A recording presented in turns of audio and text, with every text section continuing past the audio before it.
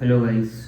कैसे हैं आप लोग। आज हम बात करेंगे भाई how to invest your first 1 lakh rupees in Indian stock market या फिर स्टॉक मार्केट कह लो। और ये जो वीडियो है भाई ये सभी के लिए होगा। चाहे आप स्टूडेंट हो, चाहे आप एम्प्लॉय हो, प्राइवेट जॉब करते हो, गवर्नमेंट जॉब करते हो, या बिजनेसमैन हो, या फिर आप हाउसवाइफ हो, या फिर कोई रिटायर्ड पर्सन हो। अगर आपके पास 1 लाख रुपए है एंड यू आर थिंकिंग कि नहीं भाई मुझे एफडी के अलावा स्टॉक मार्केट में मुझे इन्वेस्ट करना है, 1 लाख रुपए कैसे तो भी है एंड आप स्ट्रेटेजिकली उसको इन्वेस्ट करना चाहते हैं और आपको शेयर मार्केट के बारे में, स्टॉक मार्केट के बारे में कुछ भी नॉलेज नहीं है, तो ये वीडियो जेनरिक है सभी के लिए और स्टेप बाय स्टेप बहुत ही ईजी वे में बताऊँगा।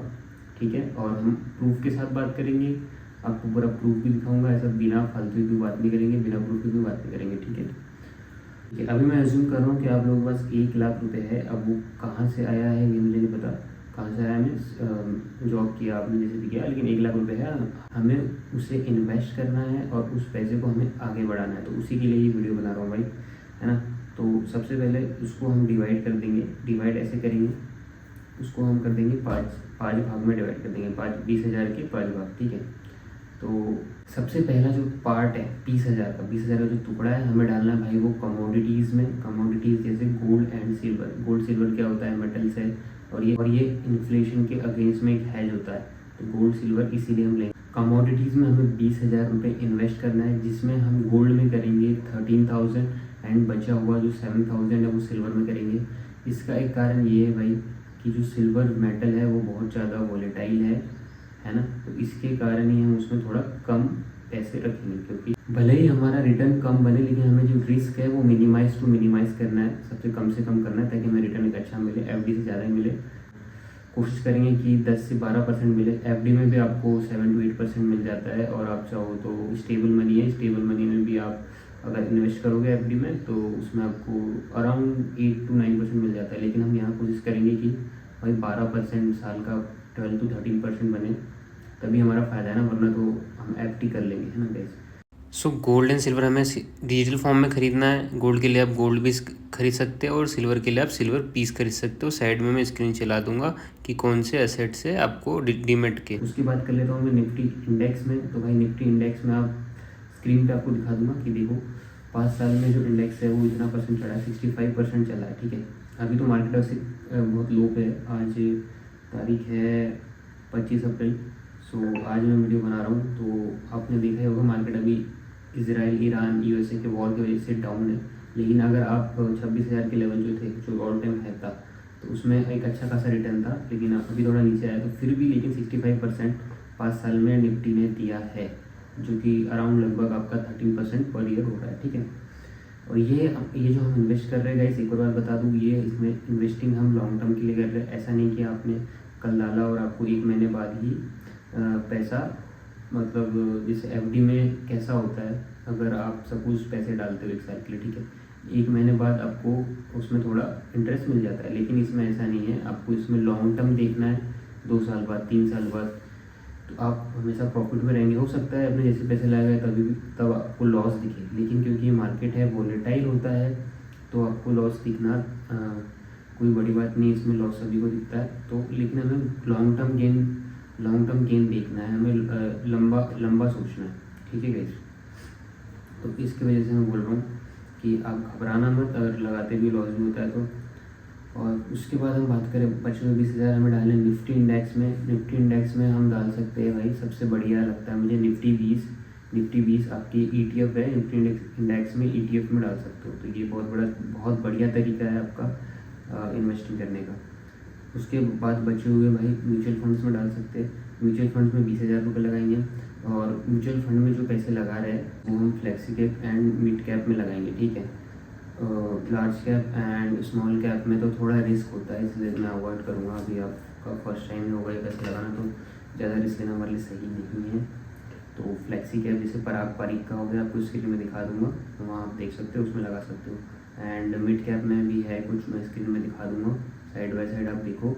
एंड तो ये रहा हमारा 20,000 म्यूचुअल फंड्स में। उसके बाद बचा हुआ लिक्विड फंड्स में। तो लिक्विड फंड्स में बहुत सारे आते हैं, जैसे ज़ीरोधा का लिक्विड केस है, उसके बाद आपके लिक्विड बीज है, ये सब है। और बता देता हूँ, एक मिनट, बीज है। सो ये सब लिक्विड केस में आ जाते हैं। मैं आपको स्क्रीन में साइड में लिस्ट बता दूंगा। तो ये सारे लिक्विड में होते हैं। इसमें क्या होता है, जो भी लिक्विड केस के हमारे फंड होता है, लिक्विड फंड जो होता है वो आप कभी भी विड्रॉ कर सकते हो। उसका जो रिटर्न है भाई फिक्स होता है, 6% पर ईयर का मिलता ही है उसमें। तो आप कुछ भी करो 6 to 7% उसमें मिलेगा, ठीक है। 6 to 7% आप उसमें एक्सेप्ट कर सकते हो और उसमें लॉस नहीं होता, ठीक है। उसमें कभी भी आपको लॉस नहीं दिखेगा, उसमें हमेशा पैसा बढ़ेगा ही। लिक्विड फंड में यही चीज़ होती है, क्योंकि उसमें 7% वो एफडी जैसा है। आप सिंपल ज़्यादा दिमाग मत लगाओ, बस इतना समझो कि वो एफडी जैसा है। बस आपको उसे डीमैट अकाउंट में खरीदना है, सीधी चीज़ है। बाकी वो एज ए एफडी है, ठीक है। उसके बाद हमारा आ जाता है यार, हम थोड़ा सा हिस्सा अभी हमारा कितना हो गया, हमने 20,000 कमोडिटीज़ में लगा दिया, 20,000 निफ्टी इंडेक्स में लगा दिया और 20,000 म्यूचुअल फंड में लगा दिया, ठीक है। उसके बाद बचा हुआ लिक्विड फंड में डिपेंड करता है, या तो आप 20,000 रुपये डाल दीजिए, ठीक है, या तो 15,000 भी डाल सकते हो, आपके ऊपर। ये इमरजेंसी फंड के तौर पे आपको लेना है। मान लो कभी आपको एकदम से इमरजेंसी आ गई तो ये इतना पैसा निकालना पड़ेगा, और आप एक स्ट्रेटेजिक इन्वेस्टमेंट के रूप में भी इसको रख सकते हो। जैसे मान लीजिए अभी निफ्टी चल रहा है 23,900 के आसपास चल रहा है, ठीक है। अब मान लो कि यहाँ से और गिरता है 22,500 22,800 के आसपास गया, तो आपको लगता है कि नहीं यार, अब मुझे एवरेजिंग करनी चाहिए, अब नीचे गया तो मुझे और ख़रीद लेना चाहिए, सस्ते में मिल रहा है। तो आप लिक्विड केस को बेच के, लिक्विड फंड्स को बेच के आप फिर वो खरीद सकते हो। तो ये चीज़ है। तो इसलिए हमारा एक इमरजेंसी फंड भी बोल सकते हो, और आपको अगर एवरेजिंग करना है उसके लिए भी हम ये फंड रखेंगे। तो ये आपके ऊपर डिपेंड करता है, चाहे तो आप 15,000 रखो चाहे 20,000। मेरे हिसाब से अभी फर्स्ट टाइम है तो आप 20,000 रख लीजिए, सही रहेगा। या क्योंकि कभी इमरजेंसी में पैसे लगेगी तो आप विड्रॉ कर पाना चाहिए, इसलिए मैं ऐसा कह रहा हूँ, ठीक है। उसके बाद हमारा 80,000 तो यहाँ हो गया, 1 लाख में से हमारा 80,000 हो चुके हैं। अब बचे हुए 20,000। तो इसको हम देखते हैं कैसे करना है। तो मेरे हिसाब से, मेरी मानेंगे आप, तो इंटरनेशनल मार्केट्स में 5,000 लगाएंगे, और ये हम इंडियन ब्रोकर्स जैसे कि ग्रो, कोटक न्यू एंड जितने भी इंडिया के ब्रोकर्स हैं उन्हीं के थ्रू लगाएंगे। हमें कोई बाहर का ऐप वगैरह या फिर IND की भी ज़रूरत नहीं है। इसकी आप अपने ही डीमेट अकाउंट में, इंडिया के ही डीमेट अकाउंट में खरीद सकते हैं। वो आपको स्क्रीन में बता दूँगा कैसे खरीदना है। MON 100 करके, MON 100, आपको उस पर जाना है सिंपली। वो ETF टाइप का है, उसमें आप पैसे लगा सकते हो, उसका भी अच्छा खासा रिटर्न है। मैं आपको बता देता हूँ, एक MON 100 भी भाई अभी 293 के आसपास चल रहा है, ETF टाइप का ये, मोतीलाल ओसवाल। इसमें जो भी है नैस्डैक के 100 कंपनीज़ है वो सारी है इसमें। तो इसका 5 साल का रिटर्न मैं बता दूँ आपको, 186% रहा है। मतलब आप लगभग समझ लो 186/5, 37% का पर एनम का इसमें हो रहा है, पर एनम का इंटरेस्ट मिला है। और इसमें मैं बता दूँ कंपनीज जैसे Nvidia, Apple, Microsoft, Amazon, Tesla, Meta, Walmart, alphabet, ये सारी बड़ी कंपनी, जो भी नेटफ्लिक्स वगैरह आप देखते हो ना, सारी ही बड़ी कंपनी इसमें है, सिस्को एंड ऑल। सो ये इंटरनेशनल है, आप इंडियन ब्रोकर से ही खरीद सकते हो, कहीं जाने की जरूरत नहीं। सिंपल आपको सर्च बॉक्स में MON 100 डालना है, उसमें आ जाएगा मोतीलाल ओसवाल नैस्डैक 100 ETF, ठीक है। सिंपल है, कोई रॉकेट साइंस नहीं है। उसके बाद भाई आपका बचता है हाँ, अब 20,000 में से 5,000 हमारे खर्च हो चुके हैं। अभी 5,000 हम डाल देंगे मिड कैप ETF में। मिड कैप ETF है बहुत सारे भाई, निपॉन का है, निपॉन का आप खरीद सकते हो। मिड कैप 150 है ना, इसमें आपके अच्छी कंपनीज है, hero, federal bank, Lupin India, Indus tower, persistent, Suzlon वगैरह, ये स्मॉल फाइनेंस बैंक। तो ये जो भी मिड कैप वाली कंपनीज है सारी है उसमें, ठीक है गाइस। सो आप उसमें डाल सकते हैं। सेकेंडली 5,000 रुपये आपने मिड कैप में डाल दिए, और मीरा एसेट के भी मिड कैप है, इसमें मतलब 150 कंपनीज जो हमारी मिड कैप है जिन कंपनी उसका वो है, तो ठीक है, आप उसमें भी इन्वेस्ट कर सकते हो। तो 5,000 उसमें हो गए। और मेरे हिसाब से मुझे जहाँ तक लगता है बचे हुए जो 5,000, अभी आपके 20,000 में से 10,000 खत्म हो चुके हैं, ठीक है। उसके बाद हम 5K डालेंगे बैंक निफ्टी में, ठीक है। बैंक निफ्टी में डालेंगे, बैंक निफ्टी में डालना है आपको बैंक 20 आप देख लो, बैंक 20 एक ETF है, और भी दूसरे का भी खरीद सकते हो, ये निपॉन का है। मुझे ज़्यादातर निपॉन के सही लगते हैं, तो इसलिए आप बैंक 20 खरीद सकते हो, ठीक है। बैंक 20 ETF है बैंक निफ्टी का, तो आप 5,000 उसमें डालिए। हमने, मानता हूँ हमने निफ्टी में भी डाला है पैसा 20,000, लेकिन 5,000 क्यों डाल सकते हैं, क्योंकि फाइनेंस सेक्टर अभी इंडिया का बहुत मेरे हिसाब से उसमें ग्रोथ बाकी है और बहुत। बाकी आप अपने दिमाग से भी आपको लगता है कुछ करना चाहिए तो कर सकते हो, लेकिन हाँ बैंक बीस आप 5,000 का बैंक बीस खरीद सकते हैं। उसके बाद कितने हो गए हमारे, हमने 5,000 इंटरनेशनल में डाल दिए, बैंक निफ्टी में डाल दिए, मिड कैप ETF में 5,000 डाल दिए, बच्चे हमारे पास 5,000।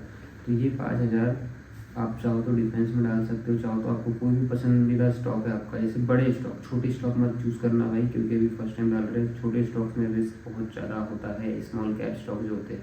बड़े स्टॉक्स जैसे लार्ज कैप के हो गए, आपका हो गया रिलायंस हो गया, एशियन पेंट्स हो गया, हिंदुस्तानी यूनिलीवर हो गया, ये सारे ये जो बड़े स्टॉक्स है, आजू बाजू देखते होंगे, क्वालिटी वर्ल्स का आप खाते हो आइसक्रीम है ना, वो लीवर निशान लीवर की है, ITC हो गया जो भी सिगरेट्स बनाता है, ITC बनाता है, या फिर इंडियन ऑयल, ये सब बड़े जो स्टॉक्स हैं आप चाहे तो वो खरीद सकते हो, है ना। मेरे हिसाब से 5,000 में से 2,500 का आप डिफेंस ETF ले लीजिए। डिफेंस ETF इसलिए बोल रहा हूँ क्योंकि अभी लड़ाई चल रही है बहुत जगह, सभी जगह, और आने वाले सालों में सभी सरकारों ने, चाहे वो जर्मनी हो, जापान हो, USA हो, इंडिया हो, सभी ने अपने डिफेंस को ज़्यादा बजट दिया है, बजट्स बहुत ज़्यादा दिए हैं, ऑर्डर बहुत ज़्यादा है, सभी में ऑर्डर बुक पड़ी हुई है, अभी HAL की ऑर्डर बुक पड़ी है। तो ये सभी लोगों को डिफेंस की ज़रूरत है, सारे ही देश डिफेंस के ऊपर ध्यान दे रहे हैं एंड डिफेंस आगे बढ़ेगा ही बढ़ेगा। अभी मैं जो मानता हूँ कि अभी भी ऑल टाइम हाई पे चल रहे हैं सारे डिफेंस के स्टॉक्स, क्योंकि वॉर वगैरह चल रही है, प्राइसिंग पहले ही हो चुका है, लेकिन आप थोड़ा सा डाल सकते हो, मेरे हिसाब से 2,500 रुपये आप डाल सकते हो। उसके बाद बचे हुए हमारे 2,500 रुपये आपको जो भी पसंद आ रहा हो स्टॉक, आजू बाजू आपको जो भी पसंद आता हो आप उसमें डाल सकते हो। उनमें भी रिलायंस में भी एशियन पेंट्स हो गया, हिंदुस्तानी यूनिलीवर हो गया, एंड और भी बता देता हूँ आपको, एक्सिस बैंक हो गया, बेल, भारती एयरटेल हो गया, कोल इंडिया हो गया, एसर मोटर्स, SCL, मतलब जो भी बड़े स्टॉक आपको पसंद आता हो आसपास का अपना, आपको लगता हो कि नहीं ये भी अच्छा लगता है तो आप उसका ले सकते हो। बाकी मिड कैप में भी डाल सकते हो, लेकिन भाई स्मॉल कैप में मत डालना, रिस्क बहुत ज़्यादा होता है।